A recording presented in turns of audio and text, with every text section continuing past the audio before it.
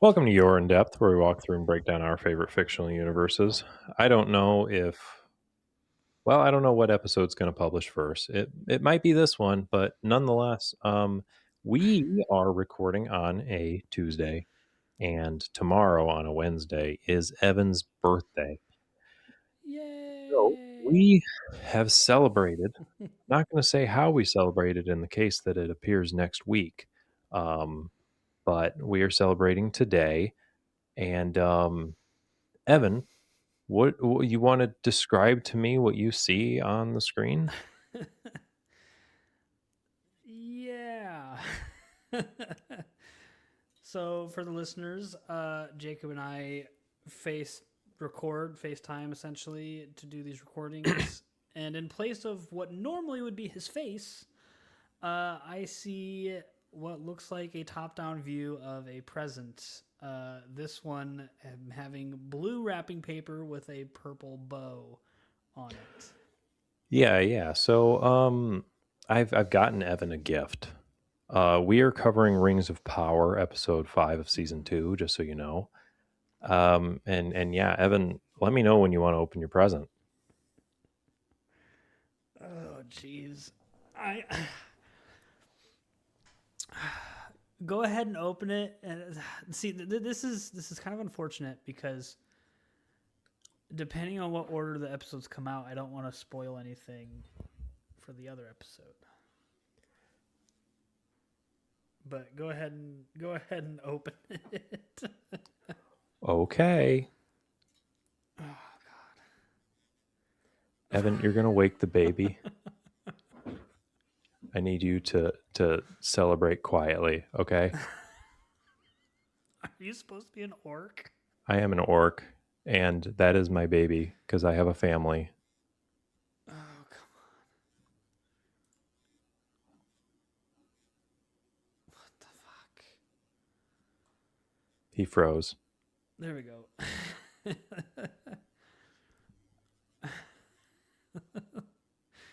Yeah. You are an orc. Or no, a goblin. I'm going with goblin.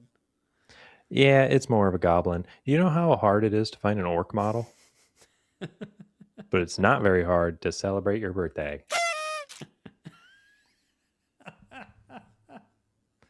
So we're Oh doing my that god. in this way. I don't know how long I'm going to keep this one up because I liked the Jar Jar one. I didn't like this, but I like the way that it ended up coming out, just in theory. I'm taking another photo. Nice. I was waiting for Gollum, Yeah. or Yeah. I had a last second thought right before you opened it. I was like, what if this does the thing, but he does it with Barrick, Isildur's horse, for the episode? That would have been a lot funnier. I like that. It was like right before I was like opening, I was like, what if? What if? Yeah. But anyway, what do you think of my Oh, crib jeez. and my crib? Is there going to be like a little baby goblin that pops up out of there No, no, periodically? I Okay, that had wasn't enough. so good. I I had to not only rig up the armature for this model, and then attach it to this thing, but then I had to make a looping 3D model uh, Sorry, my of a cats are running basket. up and down the hallway right now. It's fine. What you see in the back, I had to animate, and so I had to animate that in 3D space, and then do all this, and it was just too much. So no, there's no little I want to animated baby see. orc. I think it would have been hilarious if somehow you did it to where like periodically Harold as like a baby goblin would pop up. That would have been so. Oh my Yeah, god. that would have been good.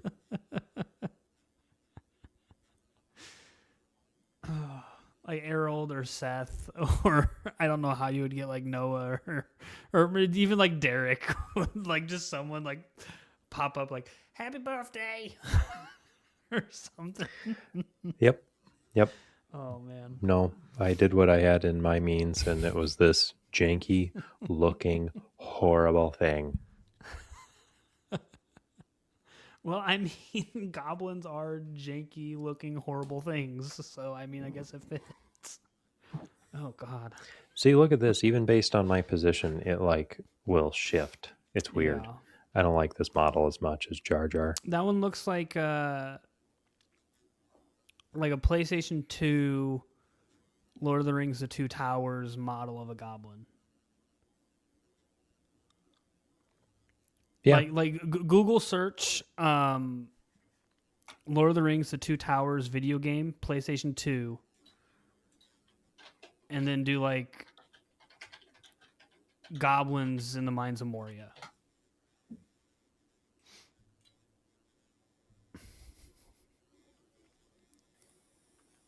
I'm not seeing anything, but I believe you. And I'm actually going to go ahead and close out of all of this. I just thought it'd be funny, but I'm tired of looking at it, so we can continue on with our episode. Oh, come on, baby. All right, fine, I'll keep it. Oh, you can get rid Anyway, of it. nope, no, I'm doing it the That's up to entire you. episode. Entire episode.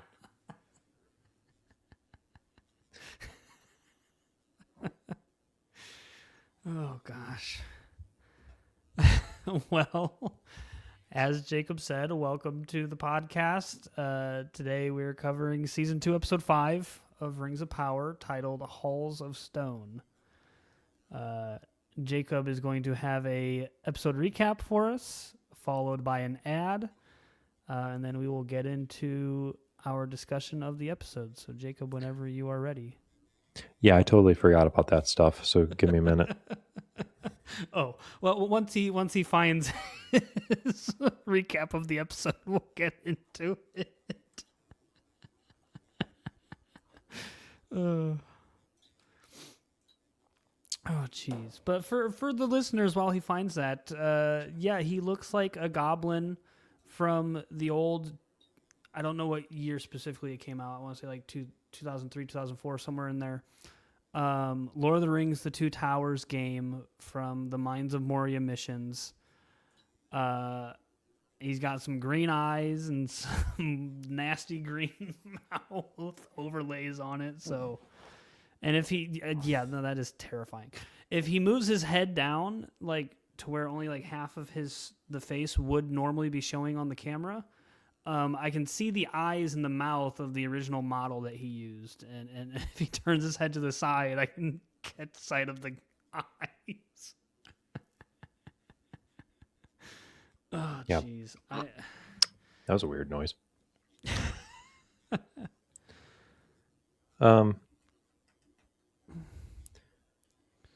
Yeah. So anyway, I found it. Yeah, we're covering episode 205.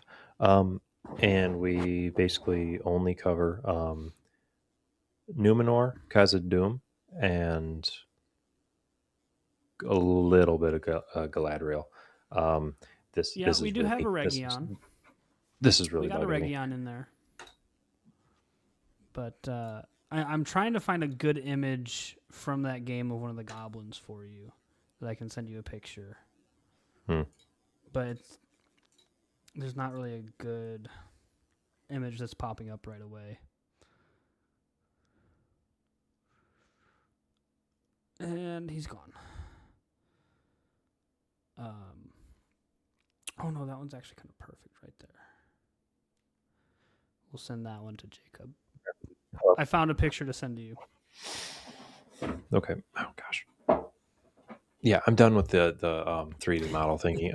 I just, I wanted to surprise Evan a little bit, and Evan didn't really explain what it was. I might upload some pictures to our Patreon or something if you want to check that out. But yeah, I just sent you a picture of it, Jacob. So okay, sounds good. I'll look at it. Compare. But basically, what I did was I 3D modeled myself after I did like a facial tracking thing based after a goblin model, which it was kind of supposed to be an orc, but it looked like trash. This is very accurate, Evan. This is very, very accurate. Holy cow, that's accurate. Yeah. But anyway, and so I did that, and in the background I had a cradle rocking because if you have been following us for a little bit, Evan hates the fact that they try to humanize orcs by giving them a family. And So I thought it'd be funny to join the call like that. But anyway, we can stop horsing around, which would have been a freaking fantastic thing if I would have made it Barrick. But That would have been so good. yeah, But but no, I I mean didn't. that one was still solid. That one was good. I will say the Star Wars one I think was better. That one Oh, was just so 100%. on I did point. that one That first. one was so good. I did I did that one first, and then I was like, it'd be funny if I did another one. And it just didn't come together as well. So I'm like, I think it'll serve the purpose, but I It definitely was. I mean, liked it the was other one still better. good. I mean, I picked up on what it was pretty quick. So you did. I mean, you did at Yeah. least that good. So Yeah, well. Anywho, so here's our summary of episode 5 of season 2 of Rings of Power. In Númenor, Pharazôn is now firmly in control of Númenor and immediately begins reshaping the kingdom into a more isolationist, authoritarian state. Former members of the Sea Guard are stripped of their positions unless they swear loyalty to him. Elendil does so, honoring Queen Muriel's belief that Pharazôn's rule may somehow still save Númenor. Elendil's personal life continues to collapse. His daughter Arianne fully supports the new regime and openly blames her father's loyalty to Muriel for Isildur's presumed death. She is also closely aligned with Pharazôn's son, who quickly establishes himself as reckless, cruel, and entirely unfit for authority, the kind of person Evan once described as a good choice. During a memorial ceremony for Númenorians who died in the Southlands, Pharazôn's son shuts down a religious shrine to make way for civic construction. Things escalate, sacred relics are smashed, guards brawl, Elendil's sailor friend, whose name I and history forget, much like Evan forgets birthdays, nearly gets drowned. Then Pharazôn's son's arm gets broken, and then the sailor friend gets stabbed from behind by Pharazôn's son, who clearly learned conflict resolution from, Evan. Meanwhile, Pharazôn approaches the Palantir, the cursed seeing stone everyone keeps touching, even though it has never once worked out. Whether he uses it is unclear, but Evan definitely Googled how bad can it really be. In Khazad-dûm, the consequences of the dwarven rings accelerate rapidly. Durin III, now wearing his ring, gains the uncanny ability to sense the mountain itself. This allows him to reopen shafts, restore sunlight to Khazad-dûm, and revive the kingdom's prosperity. For a moment, the ring appears to have worked. That prosperity comes at a cost. Durin III becomes increasingly authoritarian and greedy, imposing heavy taxes and summoning emissaries from the other dwarf lords to offer them the rings in exchange for allegiance and riches. Disa hears ominous disturbances within the mountain, warning that the aggressive mining is awakening something ancient, and Durin IV confronts his father. Fearing the ring is corrupting him, fearing the ring is corrupting him. Though Durin III briefly reconciles with his son and restores him to court, he ignores the warnings and continues mining. Durin IV travels to Eregion to warn Celebrimbor that the ring has drastically changed his father. While there, the mithril doors of Khazad-dûm are installed, and the future password to Moria is spoken openly in front of Sauron, an oversight that seems, very Evan adjacent. Galadriel, captured by orcs, is finally brought before Adar. She immediately attempts to kill him, but he stops her and reveals his true intent. He wants an alliance. Adar argues that Sauron is their shared enemy and proposes working together to stop him. Galadriel is left facing an impossible choice: cooperate with an enemy or risk allowing Sauron to rise unchecked. So that is yeah, our quick summary. I don't And then know we have why I just got blamed for everything in that, but very fine. I well. don't know. Just sometimes it'd be like that. Well, Then we have a little bit of an ad break. This episode is brought to you by Evan's texting you back habits. Examples include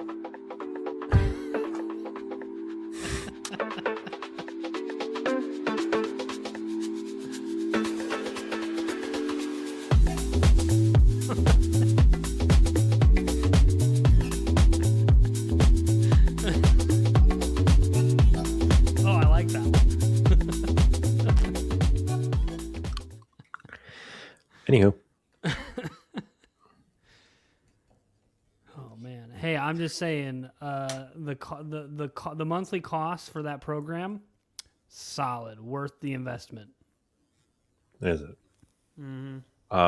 Also, I will say that it's slightly inaccurate because Evan sometimes does text back, like today, but it pertained to Arc Raiders, so I don't know how much you want to.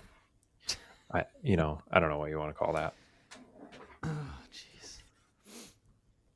Okay.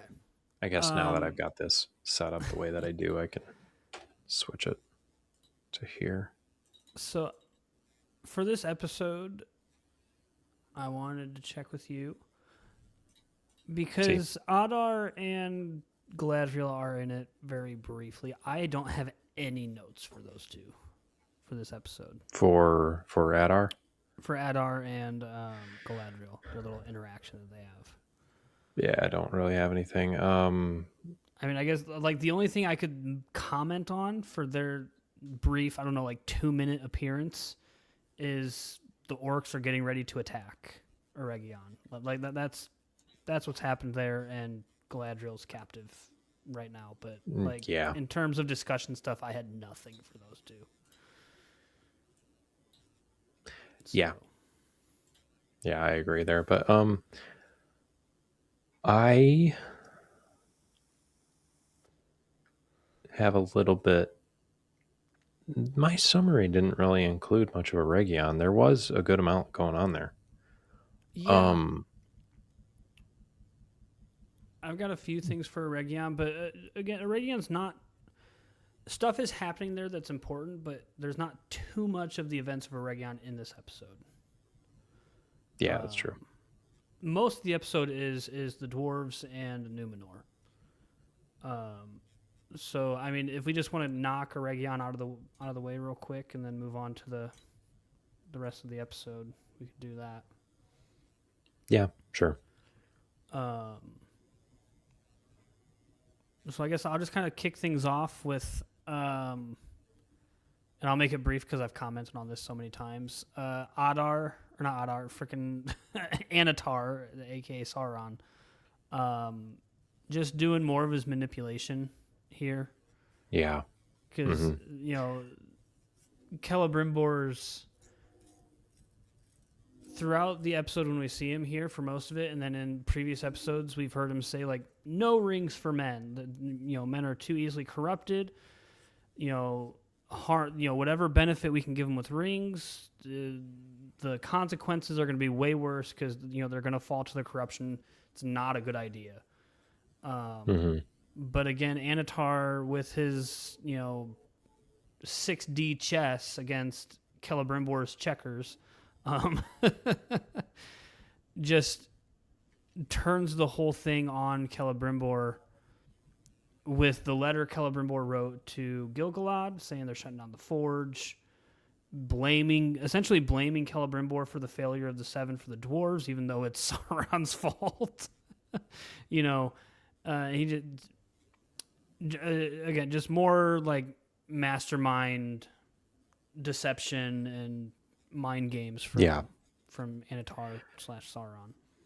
Yeah, that is, so heavy in this just bit here because like he's planting seeds in his mind and then kind of just toying with them. Yeah. And where it's like, making the 9 rings. It's whatever. The one, I forget her name, but the assistant puts it on and goes into that unseen. Murdana, something like that. Huh. Yeah. Well, anyway, goes into the unseen world, sees a flaming kind of character because you see people kind of for who they are. That's Annatar. but she doesn't know that. She comes back and she's just like, "Oh, I saw this, whatever," and he's just like, "Oh, whatever," and he's trying to calm her. But then, like, later on, he's talking to her, Annatar is, and he's kind of like swaying her away from trusting Celebrimbor and like Yeah. alluding to and making her kind of assume, wait, that was him that I saw. That was Celebrimbor that I saw. He's really Yeah. stressed and evil on the inside. Like, he's just swaying everybody. And on top of that, Well, continuing to screw with Celebrimbor because like he wants him to help. And so he does that. She puts on the ring, she goes into the unseen realm. She comes back freaking wigging out. mm-hmm. And even then Sauron's like, couldn't you, or basically like any word of advice would help us. Like you can change this from happening. Help. And swaying him to still be involved. Right. Well, And then I even thought, playing off of the quote unquote failure of the dwarven rings, yeah. you know. Well, and I thought the whole thing with her putting the ring on and becoming invisible, I thought that was a really interesting choice on the producers. Because the only ring up until this point that turned anybody invisible was the One Ring, right? With Bilbo and Frodo. That's cats fighting in the background. Oh, okay. Yeah, yeah. So I thought it was a really interesting choice for them to have an elf put on this incomplete ring and turn her invisible and have her see into the unseen world. Because like when Frodo puts on the ring in the Lord of the Rings movies, he's seeing into the unseen world that Sauron keeps talking about in this show. Like that's what he's seeing into, and that's when in the movies you see the eye finding Frodo and he's like wigging out while he's in there and stuff. And yeah, I just thought it was really interesting that they put that into one of these lesser rings. In an incomplete ring, of all things. Yeah. I don't know. I don't know if I like it or hate it. I don't know where I fall on it. Go. These fucking cats.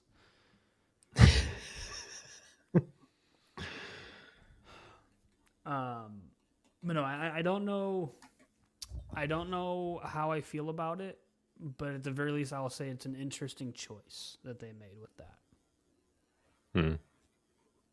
Because part of me feels like that diminishes the power of the One Ring.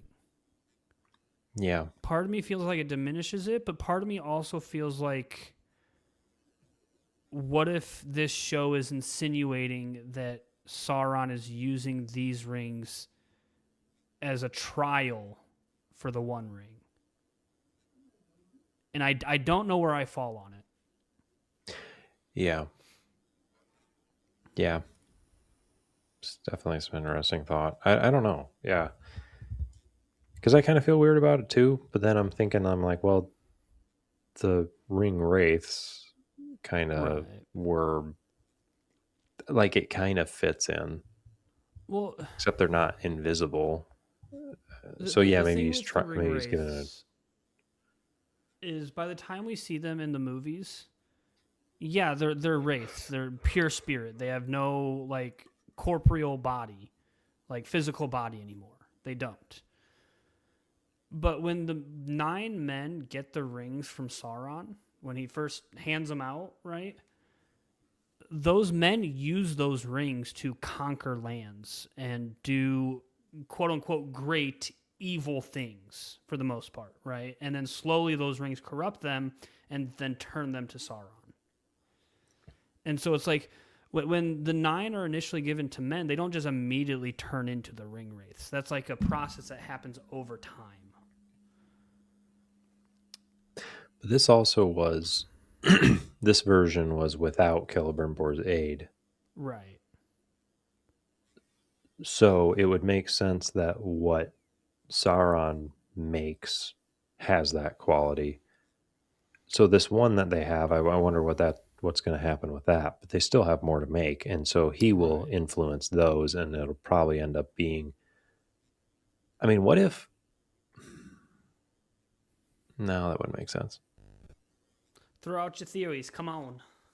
Throw them out there. Well, it just doesn't make a ton of sense. But what I was going with it was like, what if he took this one that they made and further refined it or something, and that became the One Ring, because it would still have those qualities. Right. But then, like, when Celebrimbor steps in and helps, it's like those are the 9 that are given. And this one's just quote unquote discard, but he keeps it. Maybe.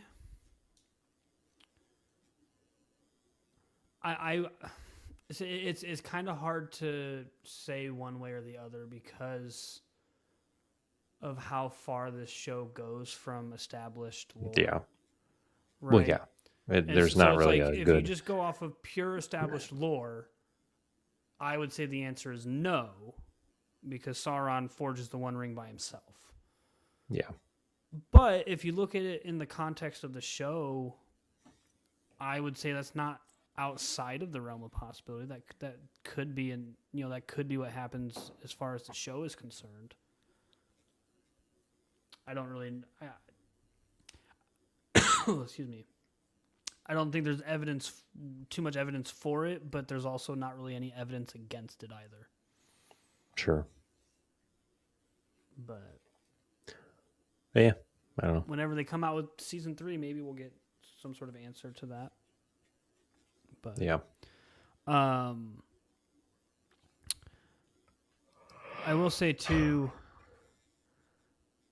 and again, this just goes back to the whole Sauron manipulating part, stuff that we've talked about before.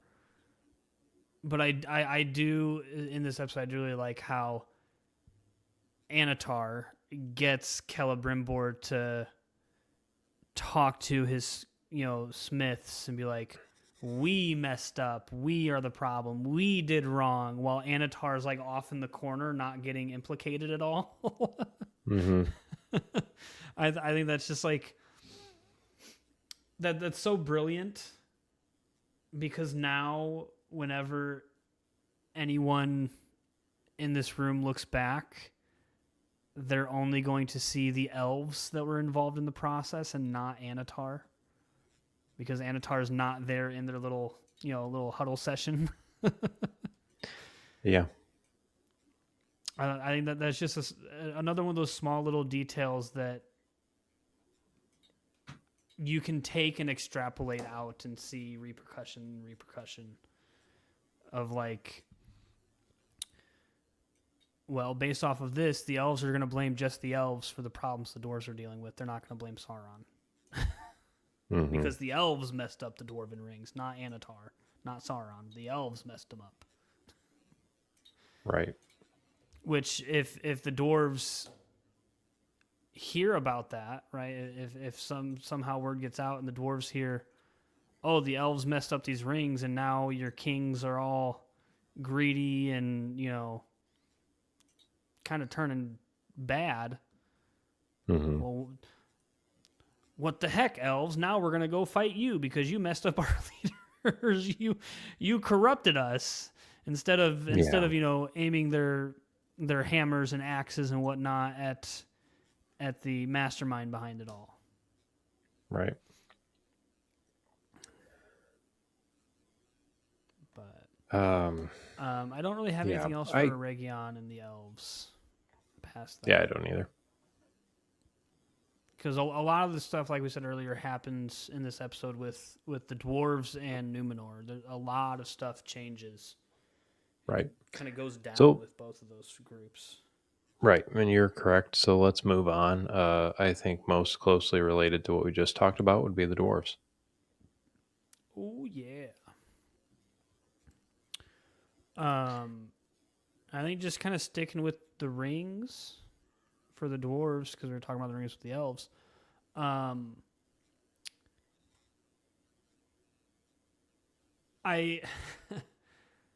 like what they've done with Durin III here, using the ring, one of the dwarven rings, because it still, to an extent, falls in line with his character,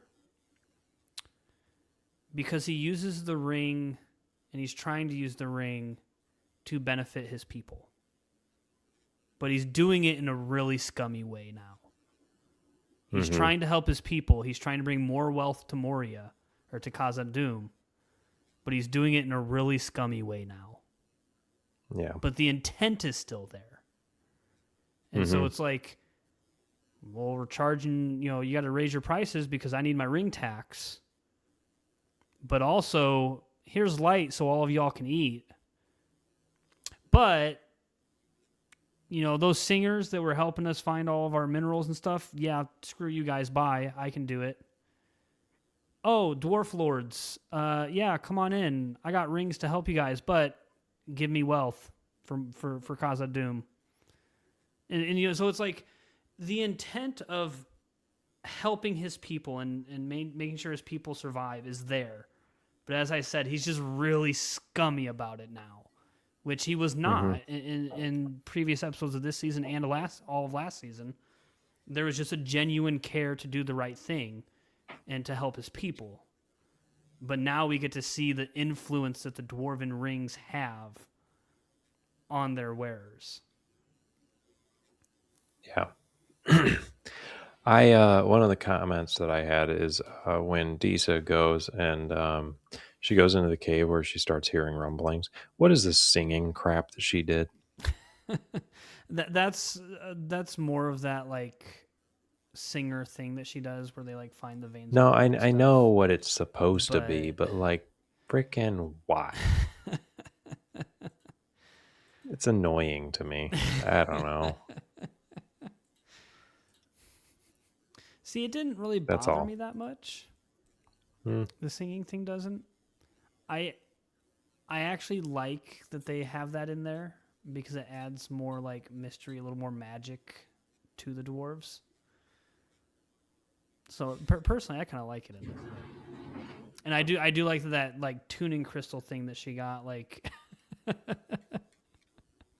I like that she does the singing thing, and we see like the water reverberate, right?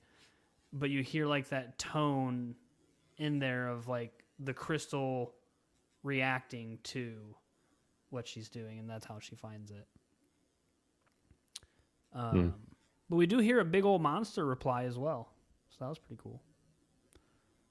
And I mean, anybody that takes about 2 or 3 seconds to think about it probably comes to the assumption that I came to when I first saw the episode is that they're a Balrog, that a big flame monster right there. It's somewhere in there. Yeah.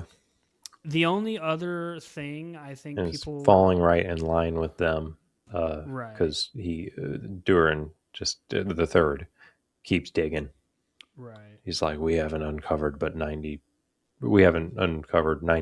of what's in this mountain. We got to keep digging. We got to get it. We got to be rich, And then it's like they're just going to keep digging. The greed of the greed of the dwarves. They dug too deep and they awoke. And Well, yeah, I'll say too, with this particular scene, because the water was there, my first initial reaction before I like took a second to think it through was water. The Watcher in the water. Kraken thing that attacks the Fellowship and Fellowship of the Ring. Like that was the first thing immediately that popped in my mind when I first watched the episode. Same, but then it kind of like panned out and you saw like more of the location. It's like, oh, there's just a little bit of water here. That's deep. Okay, yeah, that's probably what it is. Yeah, it's a Balrog. When I initially watched it, that's where my mind went to it, and until it panned out and you saw like the cavern opening up and everything, I was like, oh man, Disa about to die here. like the initial reaction in my mind. Oh yeah, I mean, because she's right next to the water. Yeah. So if it was that, she'd probably get done for. Yeah. Tentacle shoots out of the water, grabs her leg, and starts to pull her in. Durin IV, battle axe in hand. But no, yeah, I like that they're throwing tidbits. In my mind, this is an easy foreshadow of like what's to come. but at the same time, I've watched the movies however many times. I've like deep dived lore videos on YouTube and like all that kind of stuff. But for like your casual viewer, I like the little breadcrumbs they're putting down for the dwarves. Mm-hmm. And because it's just like, to me, this scene gives an inevitability to the whole thing. Like an immediate inevitability. Because it's like, if they don't have this here, if they don't have this scene here, it's like, okay, the king's starting to dig deeper. He's kind of, he's loosening up on the safety measures for their mining operations. Eventually, the whole thing of the dwarves delved too deep and awoken something in the darkness is going to happen. But when you hear the roar echo back, it's like, oh no, that's not an eventuality. That's like it's awake now. Like it just responded. Which we already knew from season 1. Right. We saw it wake up. But this is just like a quote unquote breadcrumb, but like a refresher, I think. I think is what the intent here is. Just a reminder of like what happened at the end of last season. You guys remember that? Yeah. Remember that. In my mind, that's kind of what it's saying there.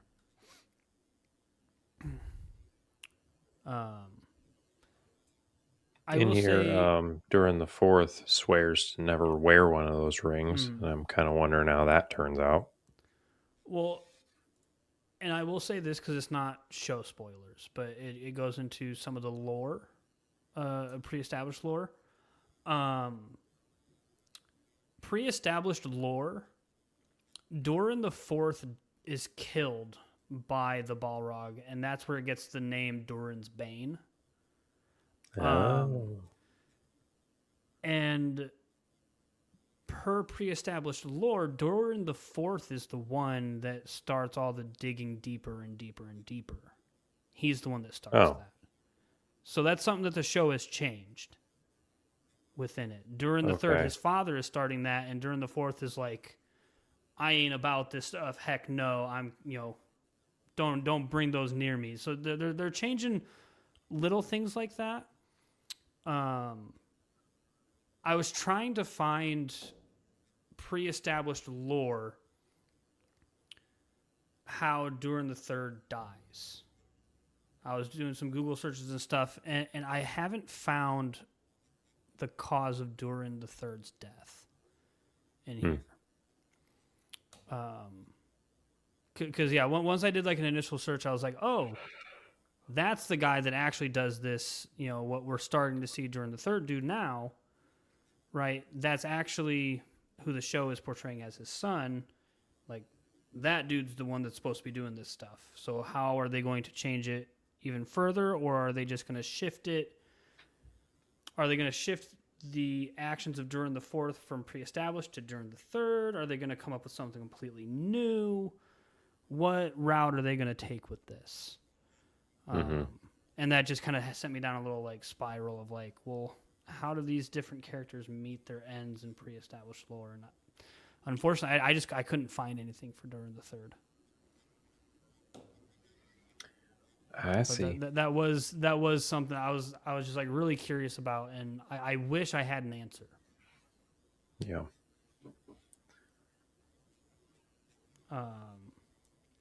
But I will say I saw a little bit of I don't know if you would call it an Easter egg, but it kind of popped in my mind in like an Easter egg kind of way. When King Durin is talking to what's his name, like Narvi or something like that, like the dig master, and he looks down and the ring isn't on his hand, and he starts like freaking out, and he like accuses the dig master of taking it, and my mind just went to Bilbo sitting in Bag End and searching his pockets trying to find the one ring, and then he finally finds it, and just like that relief that comes over him. Right, and you see that with Durin III here as well, where he's like, "Where's my ring? Where's it at? You took it, didn't you? You took it. No, you said it was. It's right there. Open your eyes, old man." But yeah, it just like, I don't know if that was meant as like a little Easter egg to Bilbo, but in my mind, that's what popped up when I saw that scene.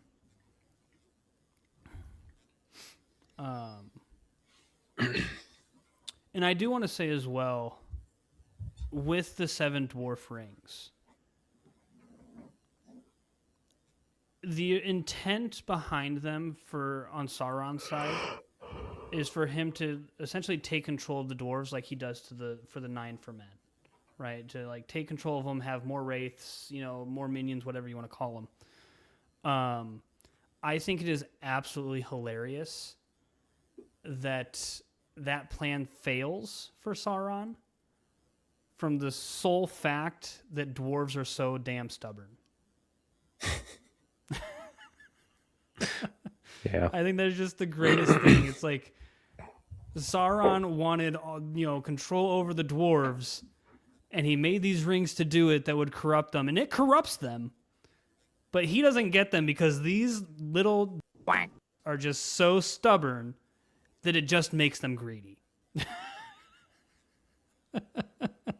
And I just think it's the funniest thing. I apologize for the little notes you have to take for some of my language, but I just think it is one of the funniest things.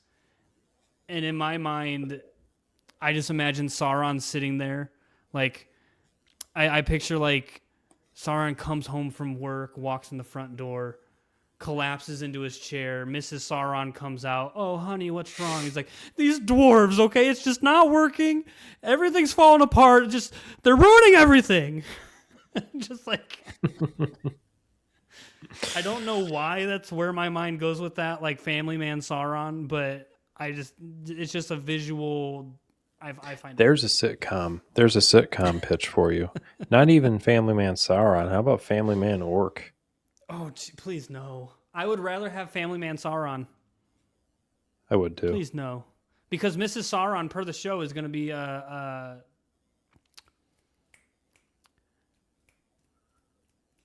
feel like there's been hints in this episode, especially because he makes the comment to Annatar makes a comment to the lady, Myrdian, whatever her name is, right? Where he's like, there for a brief moment, you looked like you had her likeness. And she's like, oh. Who? And he's like, oh, well, Galadriel, of course.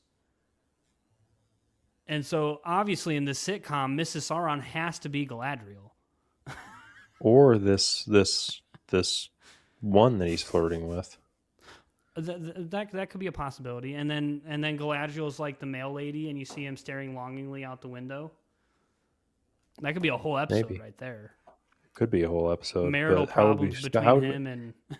Yeah, but how would we spin that to be comedic?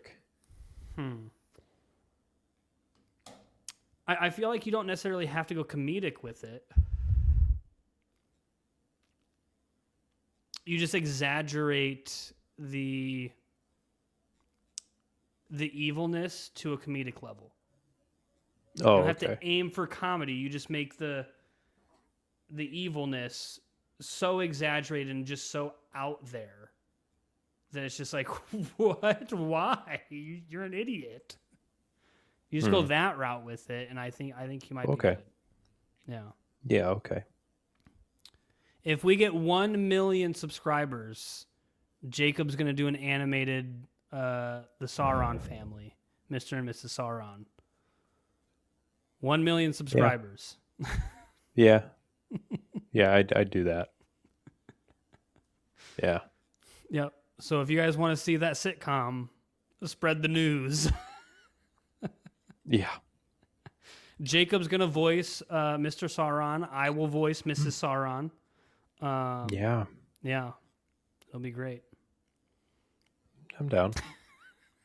Yeah, 1 million subscriber special. That's what we do. Anyway, I don't have anything more about dwarves. The last thing I have is Númenor, so I'm gonna leave it to you to transition into that. Yeah, I'm just doing one little glance through just to make sure I didn't miss anything. Because a lot of the dwarves is just like seeing King Durin falling further and further. Right. Corruption. I guess, I mean, Prince Durin does get his, like, prince status restored in this episode. Yeah. I will say I'm a little disappointed that they kind of cut that conversation off where they do. Because it's like King Durin is talking. He's saying, you know, we can get all this wealth and, you know, all these riches and yada, yada, yada. And Prince Durin's like, no, father, you got to stop doing the ring and it's bad and so on and so forth. And then it just kind of cuts there. And it cuts over to Prince Durin walking back home and Disa seeing him with the, like that, I don't know what it's called. But like that metal, whatever you want to call it, that like marks him as the crown prince. And he's got it back on again. And I wonder what King Durin said or what he offered, or I'm curious how that conversation went to where Prince Durin was like, I accept. You got your your crown prince back. I'm curious to how that went, and I wish we could have gotten at least a little bit of that conversation that would have had to have happened for that stuff to, you know, for him to get that back. But yeah. And all right, I do like the implication as well when we first see Prince Durin with that on. Because the initial implication, which they just kind of, they like dissuade it immediately or like prove it wrong immediately. But the initial implication is like Prince Durin has caved and he is now falling in line with his father in the whole ring business. Yeah, that's definitely how it was initially presented. But yeah, I think it ends up being like he can't really be reasoned with right now. Right. Well, I wish they would have drawn that out a little bit more and not like quashed it right away. Because I feel like they do a pretty good job of like, no, Prince Durin still doesn't like the rings, but he does have his status back. But I wish they would have drawn that out and left a little more suspense there. Yeah. I think that could have been really interesting to see things play out. But other than that, I think that kind of wraps up the dwarves for me. Yeah. Nope, it doesn't. I had one more thought. This was actually something I did want to comment on when I was watching the episode today. King Durin, when he first uses the ring to find the spot to mine through to get light back into Khazad-dûm, I was watching the episode today, and he does these little like little like swings with the pickaxe, but he's like burying that pickaxe into the stone. Like the depth at which the pickaxe goes in is like he does this big full wind up slam, but what we actually see is just these little like hits against the stone. I'm like, that dude got to be strong as heck. like he's barely moving that pickaxe and that thing's obliterating. Or he found the truly weak spot, but yeah, it didn't match up. Yeah, it was like the force that's being exerted is not matching up with the force that he is putting into it, and that just tells me this dude, he may look small under them robes, but this dude jacked, hitting the gym 7 days a week. 3 hours a day at least. I bet if he pulled those robes back, just swole, big old muscle man right there. That's my conclusion I've come to for King Durin. Yeah. And if you guys want artwork of that, if we reach 500,000 subscribers, Jacob will do artwork of Jack King Durin. Hey, you have to do something here. Okay? You'll make it. I'm coming up with the goals. I don't know what Oh, yeah. You're volunteering me for work. You will make this one. All right, fine. 500,000 subscribers, I will make fan art of swole King Durin. Yeah. And by that, I literally mean I'm going to take the headshot of King Durin and just paste it onto like a bodybuilder. And that's what I'm going with. Well, hey, whatever works. All right, Numenor. I'm getting tired. Númenor. I was hoping to play Arquados tonight, and I'm not going to now. Númenor. You when you're doing the recap, you said Elendil's buddy that history forgot who he was, right? And the recap gets killed in this episode. I really liked that character, and I was really upset with him dying. Same. Yeah. I looked up so many times. I'm like, I can't think of the guy's name, but the Farazan's son. Death scene. Just hoping that he would die. And I'm not gonna say if I found that video or not, in case somebody's watching with us. But I hate his character. Oh my god. I hate it with a passion. And I just, that made me very angry because I'm like, I wish Elendil wouldn't have been such a like, oh, don't do it.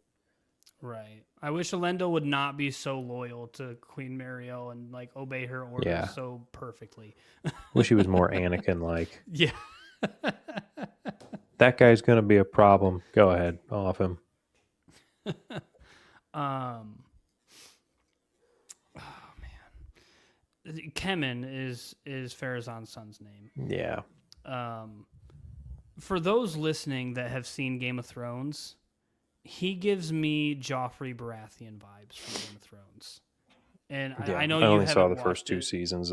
I only saw the first two seasons of that, so I at least know the character. And yes, yeah, he gives like super hard Joffrey vibes, where like he's in this position of power, but nobody cares about his power, and he's just this whiny little baby that overreacts to everything, and for some reason like gets off on the pain and anguish of others and loves causing that pain and anguish.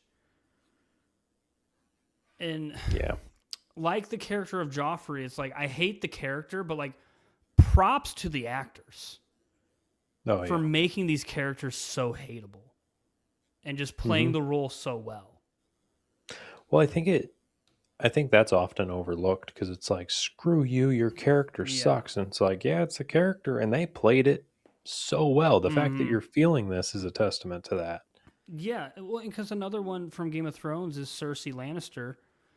And like the actress that played her, and then the actor that played Joffrey in Game of Thrones, those actors got so much hate mail and like actual death threats from people. And because they hated the character that the actor was portraying. And it's like, on one hand, it's like, that is so messed up. Yeah. That is like, get back to reality, people. But on the other hand, it's like, this actress just did such a phenomenal job to make people feel this way. That's incredible. Like, that is a testament to their talent. But it's like, everybody else, get back to reality. It's a character.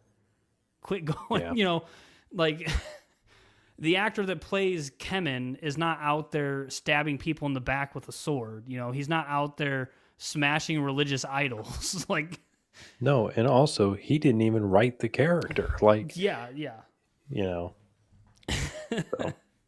But I feel like that's kind of the highlight with Numenor on what happened. It's just like, really, Farazan's in rule. People are being forced to turn against the queen, basically, and swear loyalty to him. And he's got a, power-hungry little spoiled brat as a kid who is abusing his power and being a jerk and kills one of the good characters. I will say I found it really funny when all of the Sea Guard, right, are turning in their uniforms and their weapons and stuff, and then Elendil shows up and turns in his sword, and all of them are like, "Captain, my captain," like, "Hail, all that kind of stuff. And Kemen's sitting there like, "Stop that. Quit it. Knock it off. Stop it. Why isn't anybody listening to me?" Yeah. I was like, yeah, take that, you little... It's like in this moment, it just really drives home. Just because you're in a place of power doesn't mean you get the respect or authority that comes with it. Right. It's like Kemen in this instance is essentially a prince, right? Like his dad's the king. And it's like nobody respects you. Everybody respects this guy. All this guy would have to say, that this guy being Elendil, is kill him. And I guarantee every single member of the Sea Guard would have just pulled daggers or grabbed a hammer from a blacksmith or a pitchfork or whatever they could get their hands on and just slaughter this dude. Yeah. And it doesn't matter what Kemen says because he has, like, nobody respects him because he's a pampered little... Yeah. And too bad that they didn't command that, because I would have loved to see him die right then and right there. Yeah. And again, like I said, I hate the character, but like props to the actor. Like seriously, that like to play a character that well. Yeah. To where and that's everybody something just instantly hates him is like that genuinely does just take talent. Yeah. And that is something that I will continue to say positively about this show. I don't know of any like visually stunning, acting wise pretty decent. Just storyline meh. Yeah. But like the only visual I have an issue with was back in season 1 when Galadriel's in Númenor riding on the horse and she's smiling in joy and she just looks bad. Oh yeah. Like that's the only issue in that I have, because like she just looks like she's about to take a bite out of the neck of her horse. Yeah, that was kind of a weird scene. That's the only one that comes to mind for me.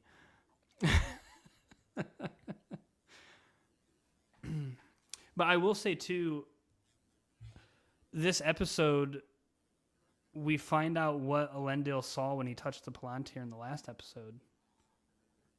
The vision he saw. Yeah. Where I forget what it was. It was a vision yeah. He was of like him riding away from the capital city of Númenor, on horseback, like glancing back. Like it almost seemed like there was a panic about him, or like a inevitability. I'm trying to think of the right word.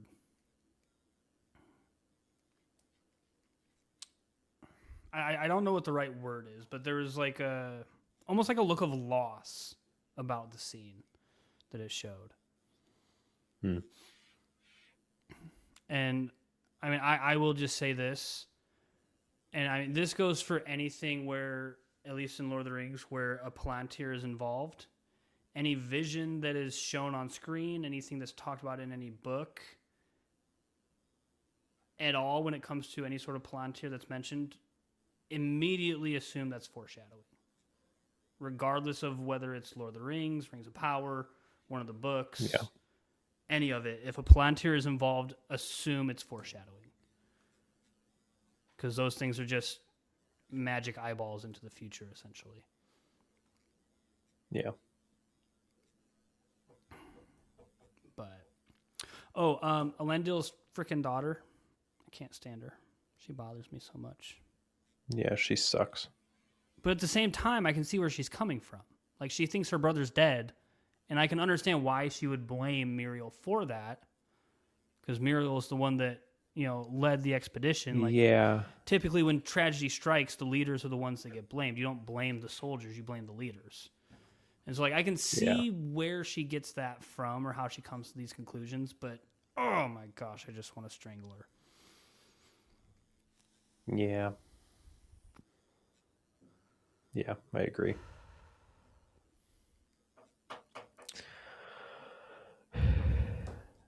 I am brain dead. Do you have more to talk about?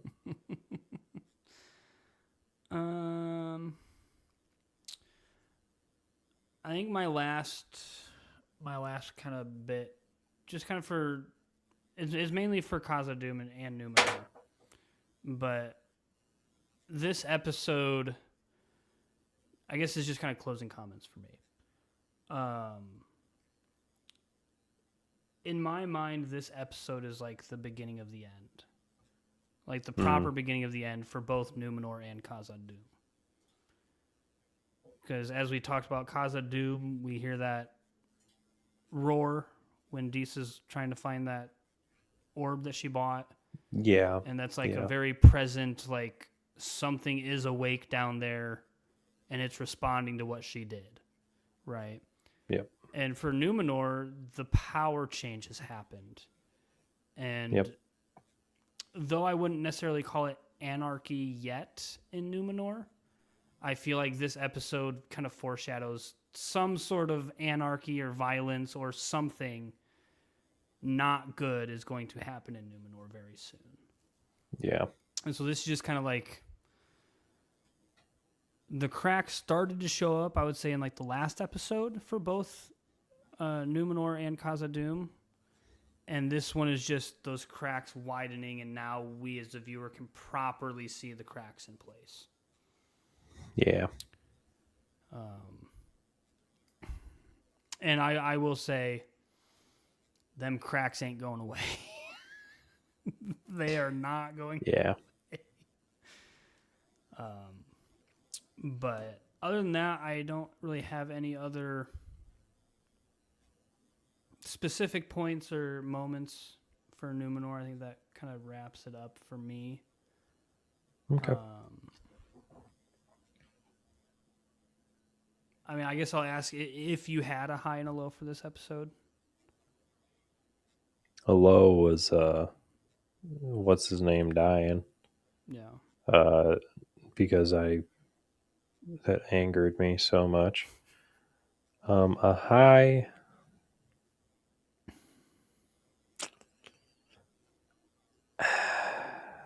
maybe seeing more of Sauron's orchestrating. Yeah. Because I'm very curious what's going to happen with Celebrimbor, and I know it's not good. But I'm eager to find out, because it's like, oh no, this is not going well. But seeing all the like steps is like, yeah. Yeah. Anyway, what about you? Seeing the events unfold rather than just saying, "Hey, this is how it ends." Mm-hmm. Right. I do like that. Before I It's get kind of my like highs and lows. Yeah. Sorry, go ahead. I was just gonna say it's kind of like somewhat spoiler alert, but seriously, go watch it. Andor. It's kind of like that. You get introduced to the planet of Gorman, and you're like, oh no. Yeah.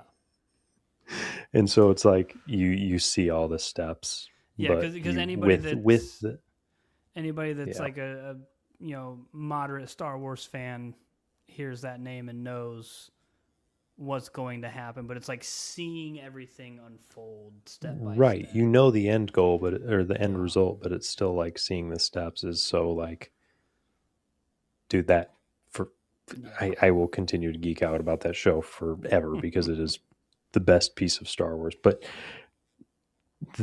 similar enough feeling here, but not, honestly, nowhere real close, but similar. Because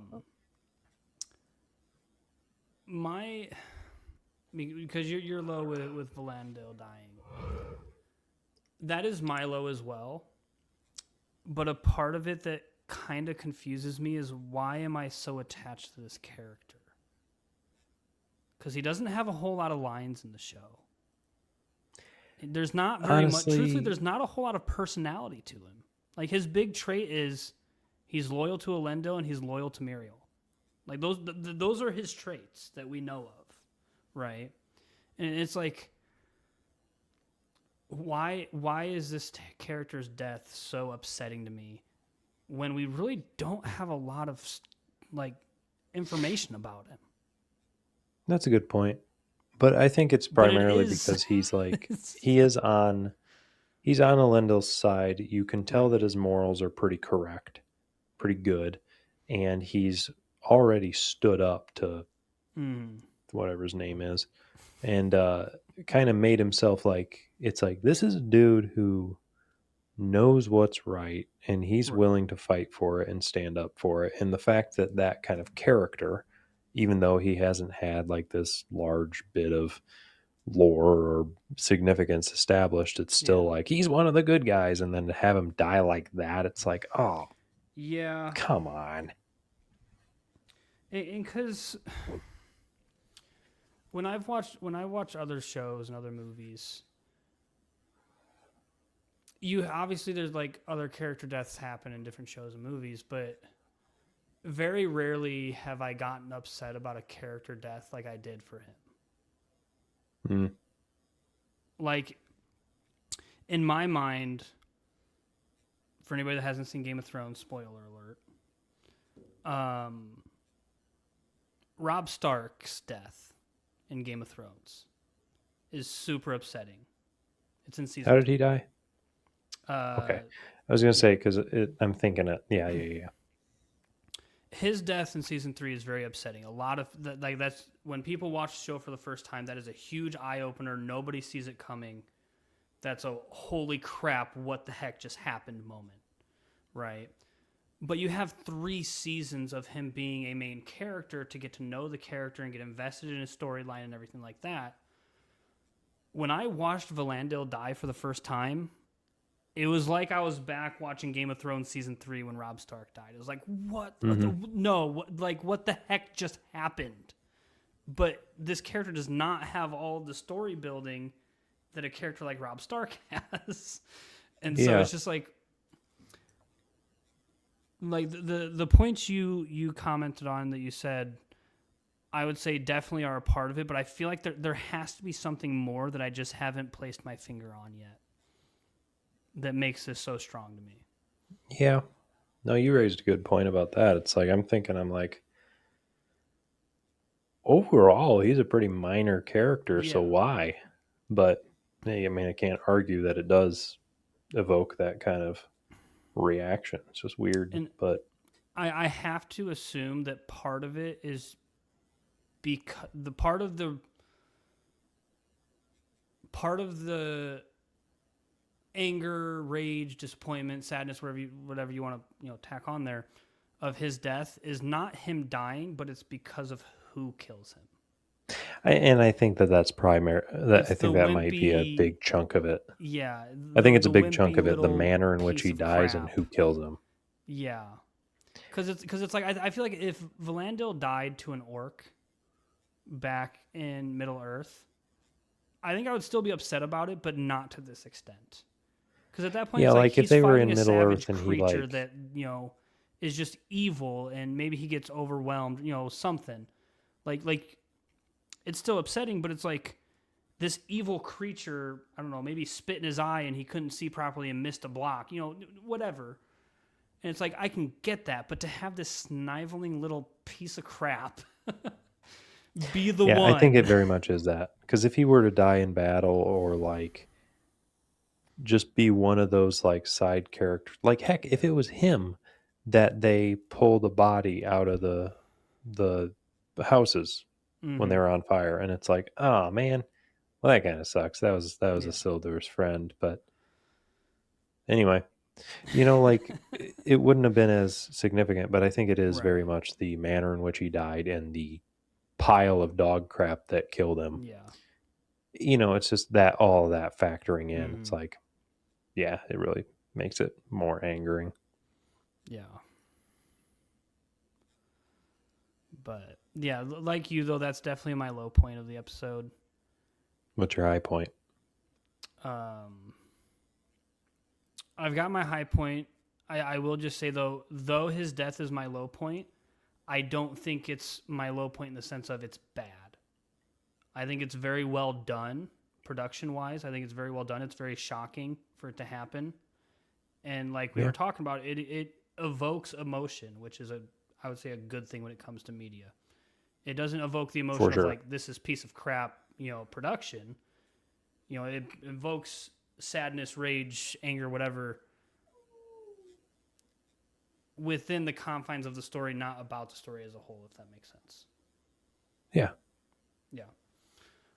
So even saying it's a low, I'm not saying that's just a I'm not saying it's Oh, it's not bad poorly writing done. at all. Yeah. It's not Yeah. poorly done. It's nothing. It's just one of those like, yeah. Because I mean, in the Yeah. end, the mark of a good movie is it leaves you feeling something. Yeah. It's kind of like, I mean, I will bawl nearly every time in Interstellar when he's behind the bookcase Mm. because it's so phenomenally done that it evokes that emotion. And it's like Yeah. it's the mark of a good story. It changes you. Mm. It, evokes emotion. And so they did it very well in this. And I However, mean, it's just the sticking with the Lord of the emotion that was Rings, evoked. the charge of Rohan in Yeah. Return of the King. I've seen that movie 100 times at least, and every time I watch that scene, goosebumps, without fail, every time. Actually, I changed my what I had said. It's not so much the behind the bookcase scene. It's partially that. That movie is a roller coaster. Have you seen it? I've seen it once. Oh my god. I have to watch Been it a like little yearly. while. I freaking love it. But anyway, it's when he's in space and they just come off of that planet that like everything like paces differently Yeah. and he gets all of the logs of his daughter Mm. and his family growing up without him. Oh my, that Quack. rips me apart. That's the scene I was primarily thinking of. See, off topic from Lord of the Rings, with that movie, the one that always gets me is when he wakes up on the space station, and was it his daughter That too, is when he like is finally on does her meet up with deathbed. her. Yeah, it's like, Yeah, oh, like I can't dude, that even is begin to fathom what that would be like. Oh my god. no, but God, that is such a Yeah. phenomenal movie. I love it. But anyway, the But purpose in saying that all yeah. those emotions that are evoked tells you that the storytelling is done well, and in this case, it's done well. The emotion that's evoked is just anger, and This is it serves its bullcrap. purpose. It's done well. It's Yeah. just it's its Yeah. own thing. So anyway, I'm gonna stop yapping because I really, really, really, really need to get to bed. I'm so But freaking tired. real quick, my high point is Yes, I do want to hear this. so in second place would be all of the manipulation and stuff from Sauron for Celebrimbor. Okay. But for this episode specifically, my high point is the descent of King Durin III. Like his descent, the corruption taking hold, and just the way they portray that, I think is just phenomenally done. Mm-hmm. I think that's my high point for this episode. Okay. Yeah. No, that's a good one too. But yeah, the deception and stuff from Sauron is a close second. Like throughout this whole season, all of that from him is just so well done. But Yeah. I don't want to say that every single episode. I'm going to look for other high points because I feel like that's just a given. Yeah. So, all right. yeah. Let's be done.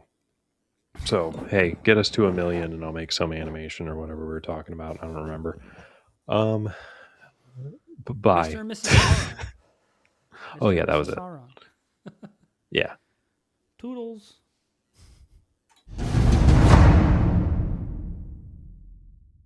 Deuces!